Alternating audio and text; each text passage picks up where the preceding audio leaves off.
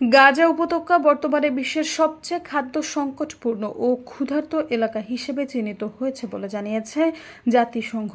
শুক্রবার জাতিসংঘের মানবিক বিষয়ক সংস্থা জানিয়েছে, গাজার জনগণ এখন অনাহারের চরম ঝুঁকিতে রয়েছে এবং অবিলম্বে সহায়তা প্রবেশের অনুমতি না দিলে পরিস্থিতি ভয়াবহ দুর্ভিক্ষে রূপ নিতে পারে।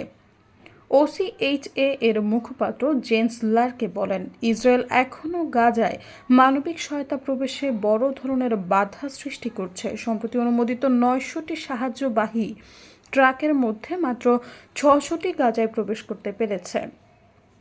তিনি বলেন, আমরা যা নিতে যেতে পেরেছি তা কেবল ময়দা।